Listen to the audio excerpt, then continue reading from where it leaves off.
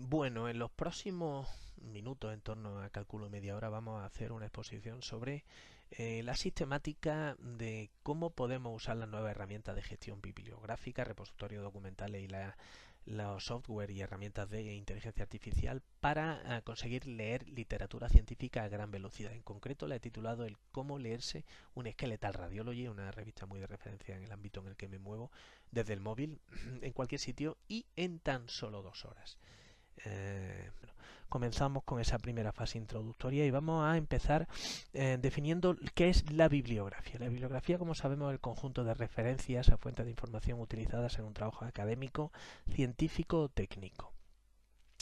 Hay tres tipos de identificadores bibliográficos. Tres. Estamos acostumbrados a verlos, pero muchas veces no tenemos muy claro en qué se diferencian. Lo vamos a ver muy brevemente. El primero es el clásico ISBN, el International Standard Book Number.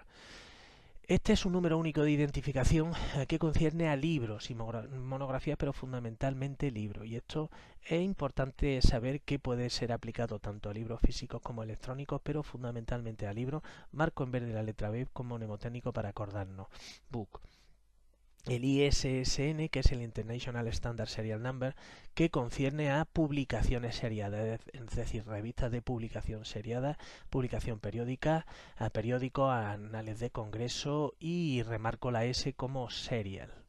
Y luego estará el DOI, un término que encontramos con mucha frecuencia, el Digital Object Identifier, y es un identificador único para objetos digitales, principalmente artículos científicos. Importante saber que también puede concernir a libros o estar relacionado con los libros, pero fundamentalmente vamos a encontrarlo en relación con artículos porque, como decíamos antes, muchos de los libros actualmente vienen codificados con ISBN, fundamentalmente con el ISBN. Bueno, este es el reto. ¿Cómo puedo leerme una revista científica completa con unos 20 artículos en tan solo 2 horas? Vamos a comenzar con una primera fase, como decíamos antes, de escritorio en el PC. ¿Qué tenemos que hacer con estos tres programas? Y vamos a hacer una breve intro en qué consisten estos programas. Bueno, Zotero. Zotero yo creo que es muy conocido, es uno de los gestores de referencia bibliográfica gratuitos más frecuente y más conocido, frecuente en su uso, y es un programa que nos va a permitir organizar, citar y compartir la bibliografía. Vamos a ver inicialmente esa primera fase, como digo, de instalación en el PC. Zotero, como sabemos, tiene versiones para instalar tanto en Windows como en Apple y como Linux, y básicamente se va a restringir al uso de material en PDF. Con él vamos a gestionar no solo referencias, sino incluso los propios textos, los PDF, los artículos e incluso los libros. Importante, interesante saber que PDF no solo está destinado y configurado para su uso local en el PC, sino que obviamente tiene, como sabemos, una versión online a la que podemos acceder a través de navegador con un login de usuario y con una clave, y que también existe la versión para instalación en el dispositivo móvil o en la tablet. Y también fundamental saber que estas tres puntos, estas tres fuentes de instalación o áreas de funcionamiento del Zotero van a estar coordinadas por una nube, la nube de Zotero, en la que o a través de la cual cualquier cambio que hagamos en cualquiera de los tres puntos se va a sincronizar y lo vamos a poder asistir a esos cambios en los restantes. Bueno, y muy importante saber que la capacidad de almacenamiento de Zotero a nivel local, a nivel del PC, es ilimitada, ilimitada en el sentido de todo el espacio de que dispongamos de disco duro, pero que vamos a poder no solo gestionar y almacenar las referencias, sino que vamos a poder almacenar los libros, los artículos, los PDF, hasta donde nos quepa en cuanto a la capacidad del disco duro. Pero a diferencia de eso, la capacidad de almacenamiento de la versión online, y a la que accedemos a través del móvil, es muy limitada porque tiene un máximo gratis de 300 megas, y si queremos contratar más tenemos que pagar, son a precio actual son unos 2 gigas de almacenamiento de capacidad de datos, son unos 20 euros al año. Bueno, este es el escritorio habitual de Zotero en su versión, como decimos, para PC. Como vemos a nivel central, ahí tenéis una lista de todos los artículos, que en este caso yo tengo en mi colección. Bueno, arriba las barras con los diferentes campos. Esto funciona como cualquier otro software, barra de título, de autor, las columnas de fecha de revista y como sabemos tocándola podemos organizarlos de mayor o menor o viceversa. Bueno, a la izquierda es importante, resalto aquí y magnifico, la barra de menús. En este caso, la biblioteca por defecto se llama, le da el nombre de mi biblioteca, podemos cambiarle el nombre y es importante saber que existen varios tipos de subsecciones. En primer lugar vamos a hablar de las colecciones. Las colecciones son, aquí tiene con el icono de carpeta, son diferentes carpetas en las que vamos a poder introducir pues diferentes categorías en las que nosotros decidamos subclasificar nuestro artículo. Yo en mi caso, bueno, pues lo he clasificado como favoritos para aquellos artículos en los que yo quiera acudir con frecuencia para localizarlos con velocidad.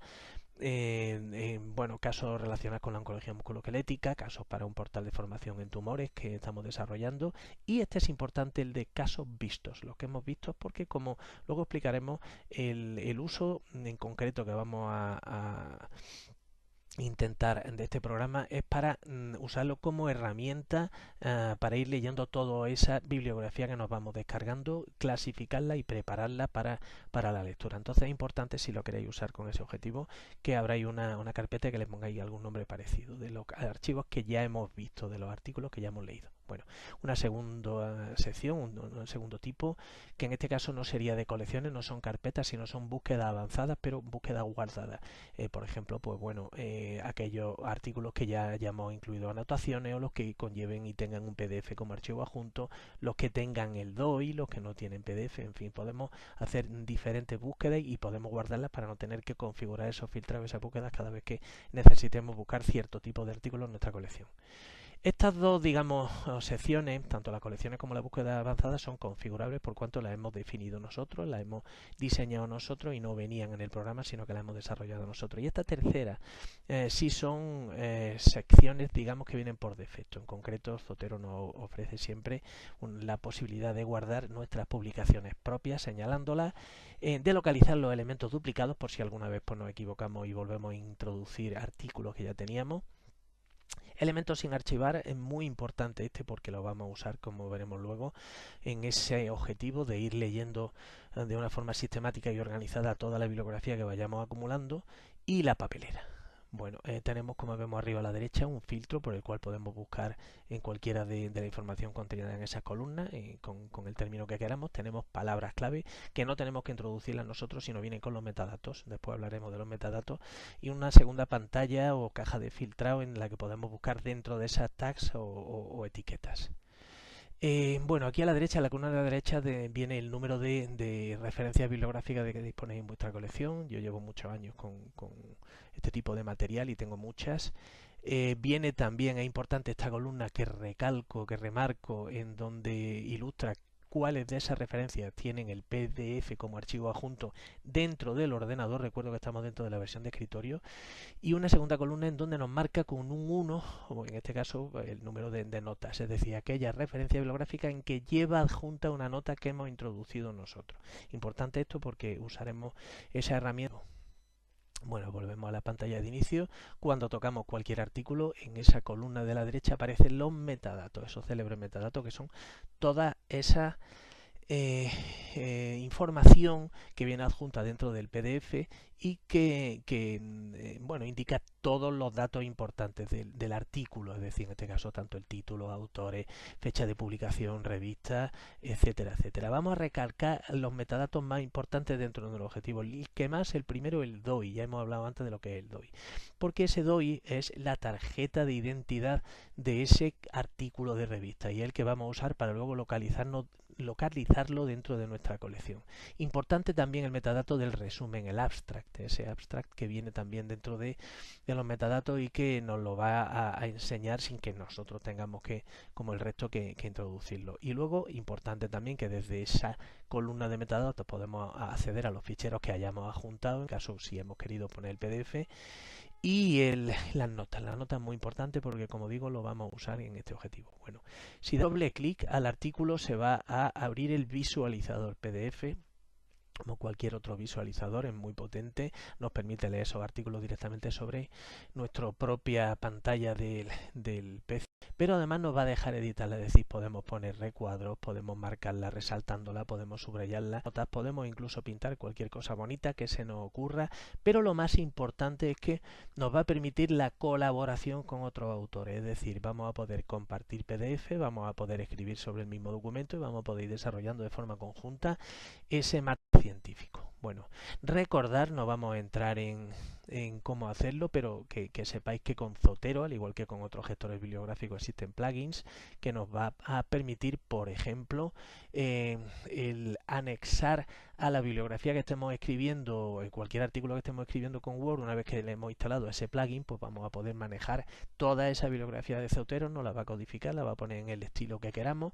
Y bueno, esto lo podéis encontrar en muchísimos tutoriales que hay en internet, cómo hacer eso. Ahí os lo dejo, luego en el PDF podréis entrar en estas dos fuentes. Bueno, ¿cómo se agregan las referencias? Hay varias formas de agregar esas referencias o artículos incluyendo o no incluyendo, esto es importante saberlo. El PDF no tiene que necesariamente llevar el artículo en sí, sino que podemos incluir solo la referencia. Es en esa barrita que tenemos arriba, hay varias formas, no las vamos a ver, existen muchos tutoriales en internet. Yo en concreto la que uso es a partir del explorador de archivos. Hago una selección múltiple de los artículos una vez que me lo he descargado y sencillamente simplemente lo arrastro, como estáis viendo ahí, hacia donde pone mi biblioteca, y una vez que lo estáis arrastrando a mi biblioteca, automáticamente el programa los va a buscar en internet a la búsqueda, valga la redundancia, de cuáles son esos artículos a partir de los metadatos. Va a recuperar esos metadatos que luego son los que nos va a ilustrar dentro de nuestra colección. Importante, como ya dijimos antes, recordar que tiene una herramienta para detectar elementos duplicados, pasa con cierta frecuencia, nos bajamos 2 veces el mismo artículo. Bueno, pues si de vez en cuando le damos a esa función, nos va a detectar cuando un artículo está 2 veces y nos va a dar, como veis ahí, la posibilidad, la oportunidad de quedarnos con el que nos interese y o fusionarlo. Fundamental recordar que también una de las formas de incorporar el material, la referencia bibliográfica, a través de una importación. Si ya la tenéis en otros sistemas, en otros gestores, pues se puede guardar en formato RIS, en BibTeX o incluso en XML, con la ventaja de que quien tenga esa relación de artículo o de trabajo en un Excel, pues la va a poder exportar a XML y desde aquí importarla a Zotero de una forma y global. Bueno, vamos a volver al tema de las colecciones. Hemos dicho que podemos hacer cuantas subcolecciones queramos dentro de nuestra colección global de artículos. Y es importante ese aspecto de los elementos sin archivar porque, como decía antes, lo vamos a usar con el objetivo de organizar de una forma ordenada la lectura del material que queremos ir consultando o estudiando. Recordemos que esto lo hacemos bueno, con el objetivo en concreto, que es lo que estamos revisando aquí, de leer, de estudiar PDF de una forma organizada. Bueno, pues es importante saber que todos los archivos que no se trasladan a colecciones, es decir, los que hemos importado directamente a Zotero, pero no hemos subclasificado, no hemos mandado a ninguna carpeta, se van a quedar dentro de esa colección, dentro de ese grupo de elementos sin archivar, pero que en el momento que cualquiera de esos lo mandamos a una colección, desaparece. Y esto es ese recurso el que vamos a usar con ese objetivo, lo veremos luego. Bueno, importante aquí, una vez que tenemos seleccionado el artículo, sobre la relación con el botón derecho, vamos a ver cómo se clasifican, cómo se mandan a las carpetas. Con el botón derecho, como digo, le damos a la orden de añadir a la colección y lo podemos mandar a cualquiera, o tanto a una como a muchas. Puede ser una selección múltiple, podemos mandarlo a varias carpetas. En mi caso, pues me puede interesar mandarlo no solo a vistos, es decir, decirle al programa que ya lo he visto para que me lo desclasifique de elementos sin archivar, pero también lo puedo mandar a oncología musculoesquelética o al tumores.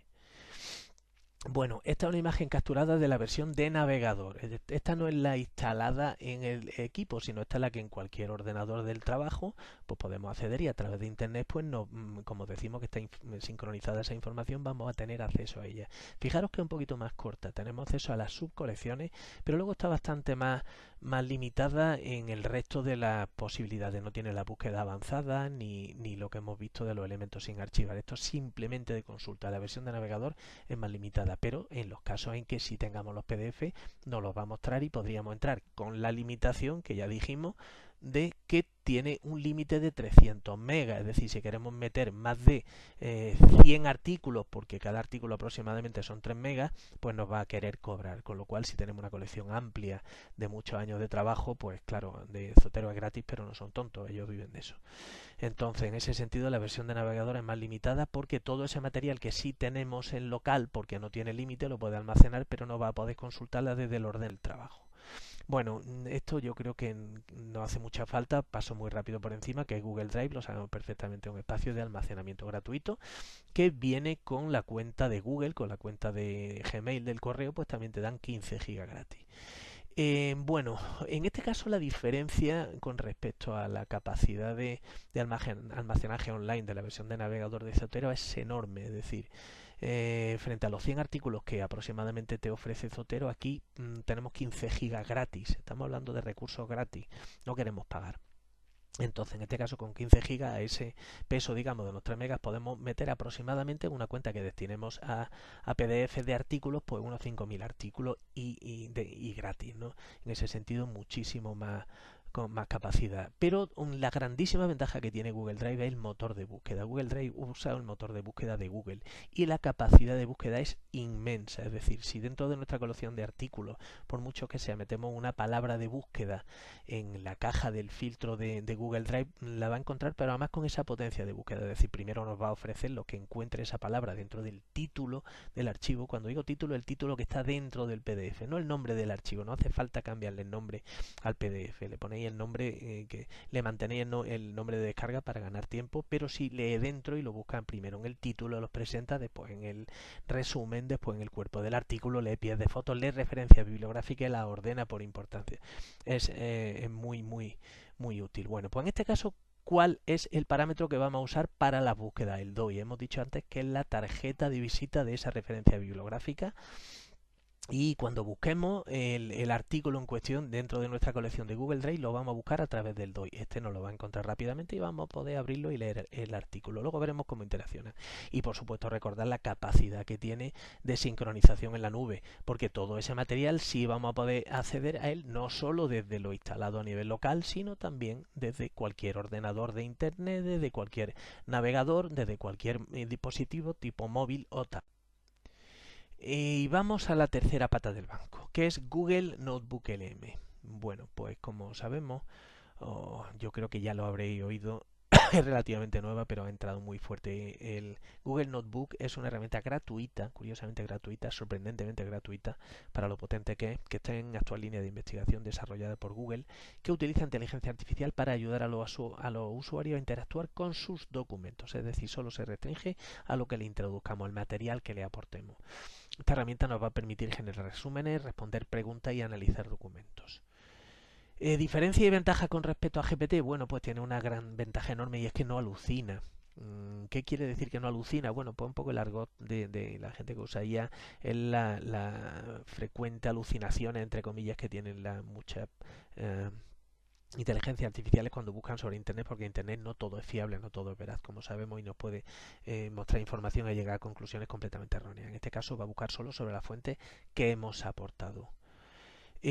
Google Notebook genera cuadernos de notas, es decir, son temas monográficos sobre los que podemos almacenar y preguntarle. Nos ofrece hasta 100 gratis por usuario y dentro de cada cuaderno hasta 50 fuentes. ¿Qué son fuentes? Bueno, pues una fuente es para Google Notebook todos estos diferentes tipos de material documental. Puede ser documentos de Google, presentaciones de Google, archivos PDF, que es un poco lo que estamos viendo en esta presentación.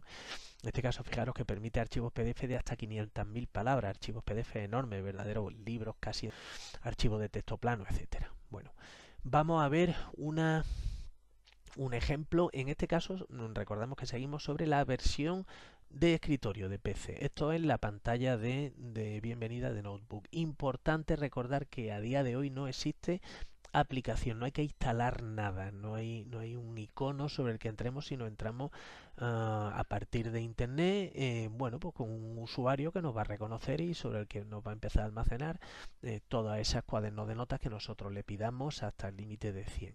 Bueno, yo en mi caso, investigándola un poquito, he hecho 3. Tengo una que se llama LOE, que es sobre patología oncológica musculoesquelética, en la que le he metido 26 fuentes, 26 PDF, bueno, de gran tamaño, de gran extensión, sobre todos versados y centrados sobre diferentes aspectos de la oncología musculoesquelética. ¿Qué hago yo sobre este conjunto de documentos, sobre todas estas fuentes de este cuaderno de notas? Bueno, pues aquí le hago preguntas. Cuando quiero que me resuelva una pregunta, en vez de tener que buscar individualmente en cada uno de esos PDF, pues le hago preguntas, él lo va a buscar, él va a entender y va a relacionar toda esa fuente y me va a responder a las preguntas.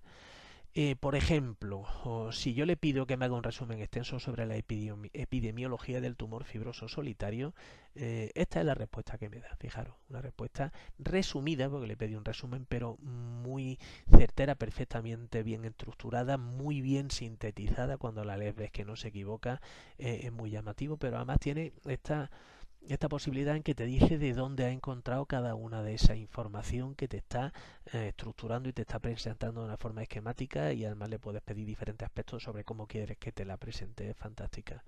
Bueno, aficiones que tengáis, podéis meter los libros si tenéis algún tipo de afición, pero en este caso la que buscamos y sobre la que vamos a reflexionar es sobre este tercer cuaderno de notas que yo he abierto, que se llama artículos. En realidad le podía haber puesto artículo en singular, porque solo meto uno. Y es porque aquí busco una segunda función, que como decíamos antes, ya no va a ser que me responda preguntas, sino que me haga un resumen de ese artículo. Cada uno de los artículos que yo me quiero ir estudiando, pues uno por uno, de forma consecutiva y borrando el anterior, lo voy a ir metiendo dentro de ese cuaderno de notas que se llama artículos.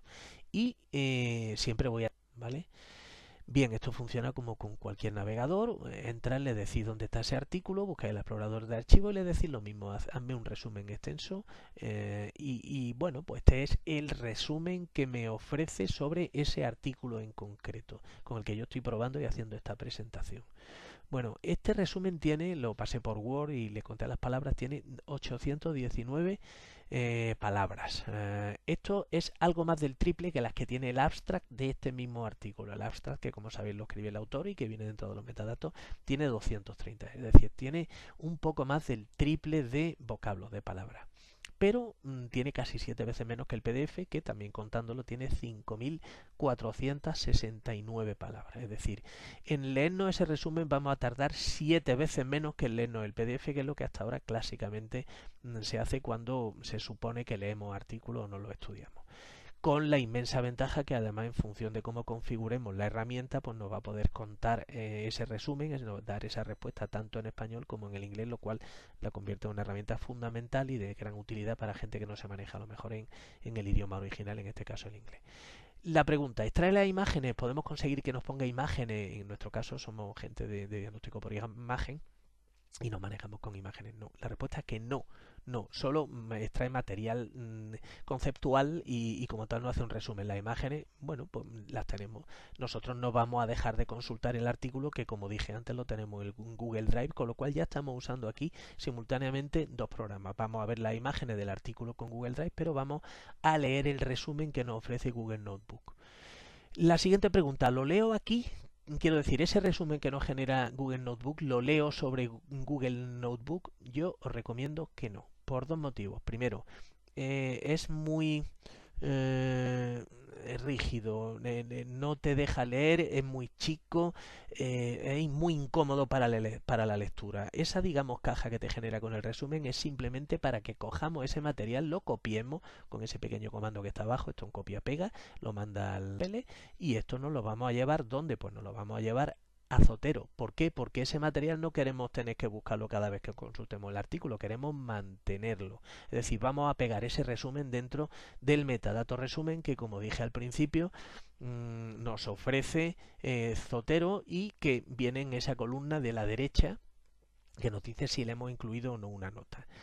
Con la enorme ventaja aquí tenéis el resumen, con la enorme ventaja de que ese resumen no solo se va a quedar a nivel local en el programa de la versión de escritorio, sino que además se va a sincronizar con la nube y vamos a poder acceder al resumen desde nuestro dispositivo y de ordenador con cualquiera de las otras versiones.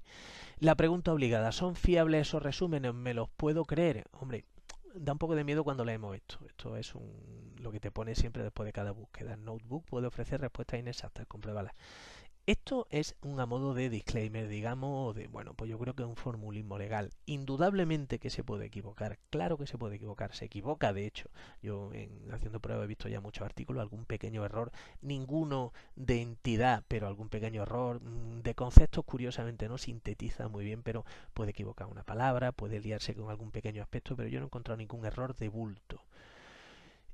Bueno, esto es un ejemplo de lo que yo haciendo pruebas con mi colección llevo hasta ahora, de esa colección que decía de 18.000 y pico artículos recogidos.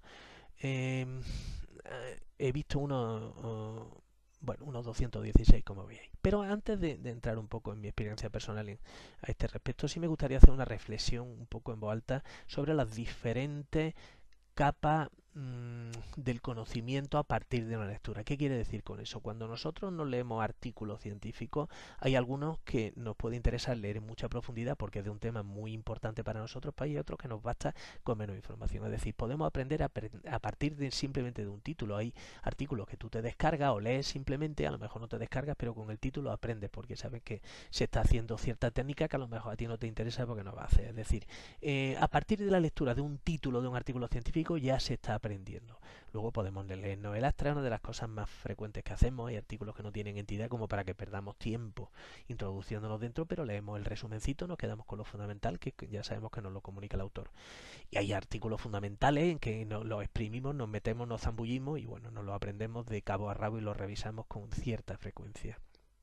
Bueno, ¿qué tenemos con Google Notebook? Pues un modelo, digamos, intermedio, es decir, tenemos una información que multiplica por 3, como dijimos, el Astras, pero 7 veces menos extenso que el artículo, y en ese sentido pues una solución ideal para ciertos artículos en los que queremos profundizar un poquito más de lo que nos ofrece el Astras, pero que no queremos llegar al grado de perder media hora leyéndonos el artículo que no tenemos. Bueno, entonces en ese sentido concluir que sí, contundentemente son fiables esos resúmenes, que si hay cualquier duda para eso está el PDF, para entrar y para leérselo, pero cuando ya se tiene cierto nivel en lo que te estás leyendo, eres capaz de discriminar perfectamente cuando lo que estás leyendo es veraz o no. Recordar, como siempre, que la inteligencia artificial es un asistente virtual y en este caso para la investigación. Recordamos, bueno, pues la costumbre que teníamos nuestros reyes antiguos, ¿no? Aquí están Felipe IV y el conde duque de Olivares, a modo, digamos, de ejemplo. Todos los gobernantes, y ahora multiplicado por varios cientos, tienen asesores que se preocupan de leerle un poco o resumirle el problema para que luego el que decide tome la decisión. En ese sentido, bueno, pues la inteligencia artificial no obvia la necesidad de ciertas cosas importantes comprobarlas en el PDF, pero sí nos va a hacer unos resúmenes muy fiables y de gran utilidad que nos va a hacer fundamentalmente, como estos antiguos gobernantes, ganar tiempo. Bueno, aquí hay una imagen capturada en concreto del móvil mío para que veáis que además esos diferentes niveles de profundidad en el conocimiento, en la comprensión, en la profundización del conocimiento, en mi caso como lo aplico. Es decir, hay artículos en donde yo, ahí lo veis en icono, pero lo pongo un poquito más grande para que lo veáis, artículos que me he bajado el PDF porque me interesa verlo, leerlo, ver la foto, y tengo una nota porque lo he pasado por la IA y tengo el resumencito que me ha hecho la IA, y otros que no me interesa el resumen porque a lo mejor lo que me interesan son simplemente la foto y no he perdido el tiempo pidiéndole un resumen, o a lo mejor simplemente las imágenes. Hay otros en donde solo me interesa el resumen porque no me interesa la imagen y ni siquiera me lo he descargado, y hay otros en donde no me interesa nada más que el título, nada más que el título. Entonces, bueno, pues esto no, cuando leemos una revista no quiere decir que no lo tengamos que leer todo.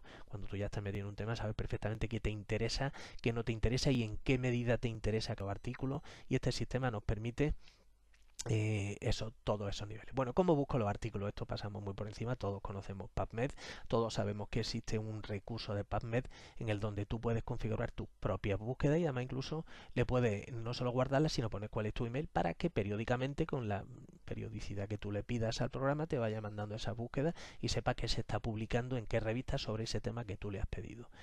Recordar en nuestro caso que en la Biblioteca Virtual del Sistema Sanitario Público de Andalucía pues tenemos acceso a varias de las revistas más importantes y que bueno, que en ese sentido es también otro recurso que tenemos gratuito y que es muy configurable y organizable para que cómodamente vayamos buscando todo ese material que nos interesa.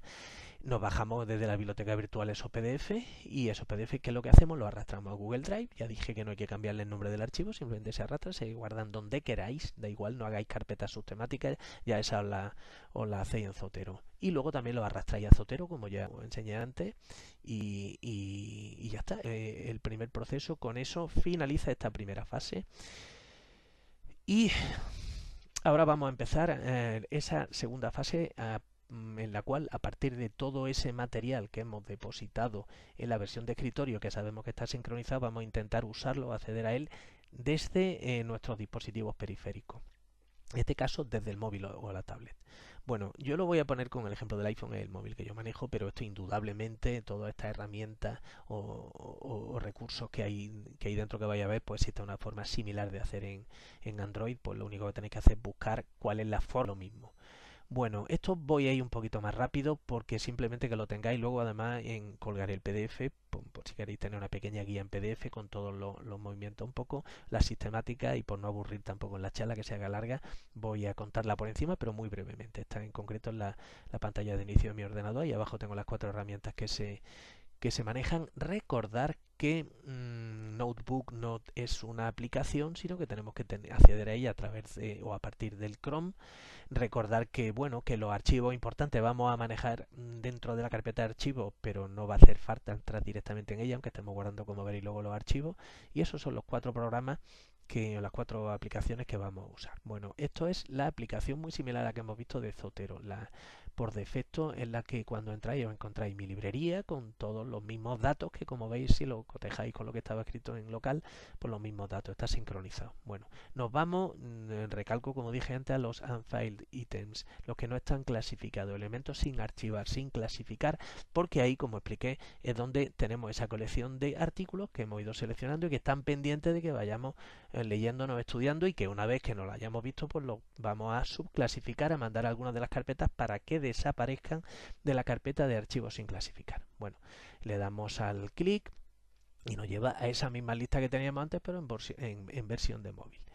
Aquí abajo, en esa flechita, bueno, pues podemos decirle cómo queremos que nos lo presente, es decir, lo podemos organizar por, yo en mi caso los tengo por fecha y descendente. ¿Por qué? Porque a mí lo que me interesa es leerme primero todos los últimos artículos, lo más novedoso, todo lo último que haya mandando. Si llega un momento en que ya me he leído todo de la última revista, pues ya voy cogiendo de las más antiguas, pero yo en mi caso he decidido que sea un orden descendente, pero bueno, pues se puede hacer la inversa o como cada uno quiera. Hay diferentes formas de organizar esa información que queremos que nos presente el programa y eso la decide cada uno.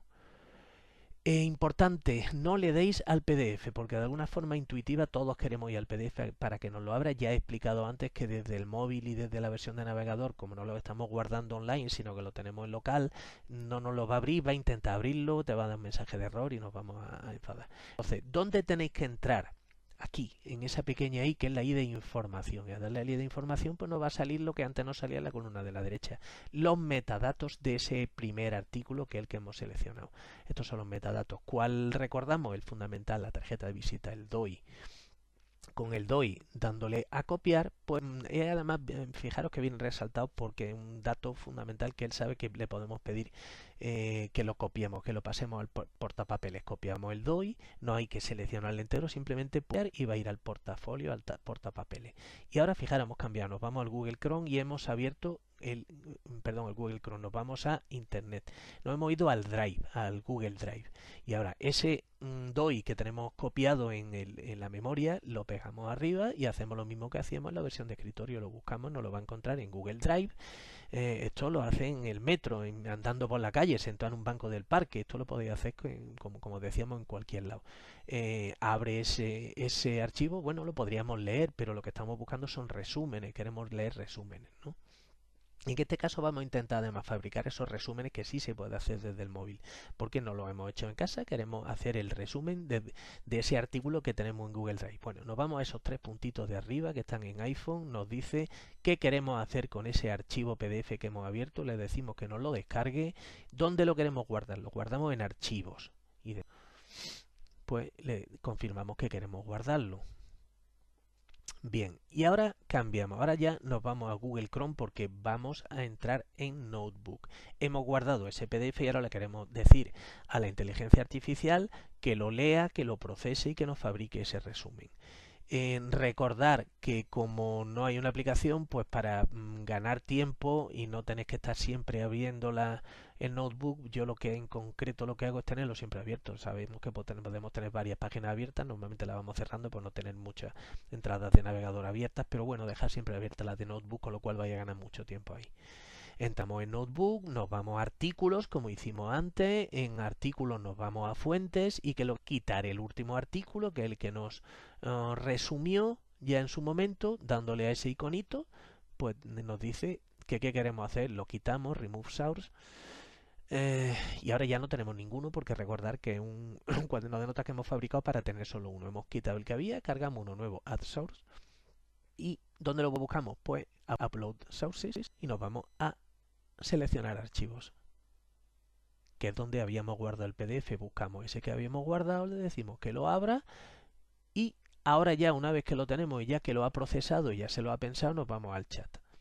Y en el chat le decimos lo mismo, hazme un resumen extenso, enter y os fabrica ese mismo resumen. Esto es lo mismo que ya hemos visto en la versión de escritorio, pero que estamos haciendo sentado en el banco del parque. Le damos a copiar y hacemos lo mismo, volvemos a Zotero, nos vamos al metadato de la nota, la abrimos, como lo tiene en memoria simplemente tenemos que darle a pegar y ahí tenéis ese resumen que habéis copiado, le dais, ya está hecho. Bien, fijaros que ahora ya sale el icono de la nota, es decir, ya sabe que tiene esa nota y sabemos además que esa nota, por esa capacidad de sincronización que tiene, va a aparecer en todos los dispositivos, va a aparecer, vamos a poder acceder a ella desde la versión de escritorio y desde la versión de navegador. Y ahora, ¿qué es lo que queremos hacer? Recordar, para decirle que lo quite dentro de la lista de estudios pendientes, perdón, de artículos pendientes, hay que mandarlo a una carpeta. Bueno, pues pulsáis ese artículo, mandáis a la colección o a las colecciones que queráis, en nuestro caso lo mandamos a vistos, add y automáticamente desaparece y ahora el primer puesto, digamos, pasa al siguiente artículo porque reconoce que ya ese artículo está clasificado, está en una carpeta y ya no te lo pone en Unfile System. Perdón, files, con lo cual, bueno, pues ya tenéis toda la lista de artículos yendo y repitiendo lo mismo. Bueno, importante recordar que esto vaya a estar funcionando con 3 aplicaciones a la vez que las tenéis de fondo, digamos, entonces vais cambiando como sabéis que se puede hacer, vais cambiando de una a otra y es muy sencillo. Bueno, ¿cuánto de sencillo es? ¿Hasta qué punto todo esto que hemos visto hay demasiados tics de cursor? Porque bueno, pidiendo información o viendo la opinión de gente, de compañeros, de amigos, a mucha gente le gustó el sistema, pero hay algunos que lo tildaban de farragoso. Es que son muchos tics, esto yo lo veo muy complicado. Bueno, yo ahí me gustaría hacer una breve reflexión. Son 29 lo que he contado tics de cursor para cada artículo de todo este proceso que hemos contado muy rápidamente. Aproximadamente se tarda, una vez que tenéis cogido el sistema, he puesto un minuto pero es menos, pero vamos a poner un minuto porque queramos hacerlo lento, es decir, hemos tardado un minuto en desde el móvil en el metro acceder a ese artículo, hacer el resumen, guardarlo, etcétera, etcétera. En leer una página, página y media, si estáis versados en el tema, sabéis un poco de lo que estáis leyendo, no se tarda más de 5 minutos de lectura, que son más o menos 6-7 veces menos de lo que se tarda en leer el PDF. Entonces estamos hablando de un minuto más 5, 6 minutos. 6 minutos podemos en una hora leer una media de 10 artículos, esto contando con que todos los artículos los vamos a pasar a resumen. A lo mejor tardamos incluso menos porque algunos leamos, como digo, el abstract, simplemente no nos interese resumirlo o nos veamos el título, pero vamos a poner que los queremos leer todos. 10 artículos por hora equivale a un Skeletal Radiology, que son unos 20 artículos en 2 horas, que es justamente lo que queríamos demostrar. Es muy engorrosa, como me dijo alguien. Bueno, pues curiosamente esta persona que me lo dijo, es un usuario muy activo de Instagram, le gusta mucho Instagram, y me dio por preguntarle al ChatGPT cuántos tics de pantalla yo no tengo Instagram, pero más o menos que cuánto un usuario suele darle. Bueno, pues me dice que un usuario promedio de Instagram dedica 53 minutos al día a Instagram y ve aproximadamente 180 publicaciones en este periodo, lo cual equivale pues en una hora a 203 tics. Si lo comparamos, bueno, que eso si lo pasamos a por minuto son más o menos unos 3,4 tics por minuto, lo que ve un usuario medio de Instagram. ¿Cuánto vemos nosotros, cuántos tics por minuto con esta sistemática de una hora estudiando, leyendo? Hacemos, bueno, pues son 10 por 29, serían 290, que son 5 tics por minuto, 5 pulsaciones de pantalla por minuto. Es decir, estamos hablando que hay un tic y pico de promedio por minuto más que consultando Instagram. No es una cosa que desde luego contraindique el uso de una sistemática de este tipo. Es decir, no es obligatorio, quien no quiera que no lo use, pero desde luego el que sea muy complicado no parece que sea excesivamente un argumento con él, ¿no? Bueno, ¿para qué necesito revistas si yo ya tengo mis libros? Estamos acostumbrados a estudiar por libros, hemos estudiado toda la vida por libros. Le pregunté también a ChatGPT que me dijera, que me hiciera una breve reflexión sobre qué ventaja tiene estudiar a través de o a partir de bibliografía médica frente a la clásica con libros. Y es curioso la inteligencia artificial, la verdad, que la clava, ¿no? Estos son los argumentos que esgrime. En primer lugar, los libros y los tratados tardan años en escribirse y publicarse, lo que puede hacer que su contenido quede obsoleto en poco tiempo. Es cierto, un libro tarda años en escribirse y muy rápidamente entra en obsolescencia. En segundo lugar, las revistas permiten conocer los resultados de investigaciones actuales y evaluar su impacto en la práctica clínica. Muchos autores pues transmiten a través de esa bibliografía bueno, pues todas esas investigaciones recientes y cuentan su experiencia real. Pero no solo eso, sino que también muchas veces, en vez de como hacen los libros de contar la generalidad, pues bueno, pues nos pueden ilustrar sobre condiciones poco frecuentes, experiencias y resolución de problemas específicos que pueden surgir. Otra grandísima ventaja es que podemos ir directamente a análisis muy en profundidad sobre temas muy específicos, que en los libros a lo mejor se quedan un poquito más diluidos, y esto en la revista nos permite buscar ese artículo específico, profundo que necesitamos. Y bueno, la revista también las versiones online que hay ahora nos ofrecen ese contenido multimedia, nos dan enlaces a bases de datos, foros de discusión, podemos recibir notificaciones y podemos además interactuar con otros actores, debatir entre expertos, permiten la comparación de estudios, controversias, propuestas, etcétera. Es decir, todas estas ventajas son de la revista frente al libro. ¿Quiere esto decir que tienen que desaparecer los libros? No, bajo ningún concepto. A todos nos gustan los libros, todos hemos aprendido por libros, y ese primer baño inicial en un tema hay que hacerlo a partir de un libro, porque un libro está para eso, para zambullirse inicialmente en una materia, y ya una vez que más o menos nos movemos con cierta bueno, facilidad dentro de ella, es el momento de pasarse a la revista, que es cuando hay que pasarle el testigo y dejar los libros que nos encanta verlos ahí más de adorno. Bueno, son muchas las revistas médicas. Vamos ya a terminar esta charla, en este caso radiológica. Estas son algunas de las más típicas. Esta charla estaba planteada también para técnicos de radiodiagnóstico y enfermería, y recordándole que en el estudiar no es solo de médico en absoluto. Yo creo que todos los profesionales deben hacerlo. Hay revistas para todos los segmentos profesionales, para técnicos, para enfermería y en concreto de radiología. Yo creo que esto es fundamental para todas las escalas, que esto lo podemos desde la biblioteca virtual. Bueno, pues no olvidar nunca esta estampa romántica. Todos hemos empezado estudiando por libros, esa época en donde era preceptivo no encerrarse debajo de un fleso, una biblioteca, en un despacho y estudiar mucho con los libros, pero que esto ya está cambiando y que ya, bueno, pues a partir de cierto momento hay que buscar otras ubicaciones y otros contextos, que muchas veces a lo mejor es igual de fácil, y en vez de estar viendo el Instagram y viendo pues tonterías, pues podemos aprovechar para ver un par de artículos de una forma bastante más divertida y aprovechando más el tiempo. En concreto, bueno, pues ya decía antes, estamos en marzo, empecé con esto a finales de enero, en 2 meses y pico he podido revisarme, no todo leído como he dicho, pero 200 y pico artículos, que es bastante más de lo que yo antes me tenía la disponibilidad de ver en un año. Una última pregunta, ¿por qué tengo que hacer todo este jaleo, todo este follón con 3 programas diferentes si ya tengo el PDF, lo tengo en Google Drive, me lo bajo y lo voy leyendo? Bueno, pues sí, se puede hacer, pero un poco lo que queremos contar es la enorme ventaja que tiene establecer sinergia entre esa herramienta nueva, novedosa de inteligencia artificial, si lo combinamos con un gestor bibliográfico y con un repositorio gratuito. ¿Qué nos va a ofrecer? Pues bueno, como ya hemos dicho, una organización estructurada y automática de los archivos, y la posibilidad de organizar ese contenido en carpetas, de buscar por etiquetas, metadatos, etcétera. Podemos planificar de forma estructurada esa lectura, es decir, esa lista de artículos que queremos leer con el orden que le queramos haber dado nosotros. Podemos hacer filtrados sobre toda esa colección de artículos que cuando ya sobrepasa cierto número empieza a ser muy complicado simplemente en un repositorio de Google Drive. Podemos integrarlo, como hemos visto, en procesadores de texto y usarlo como herramienta para la bibliografía. Podemos sincronizarlo, fundamental, y acceder desde múltiples plataformas. Extraer y gestionar las citas desde las webs y las bases de datos bibliográficas, interaccionar con PubMed, Google Scholar, etcétera.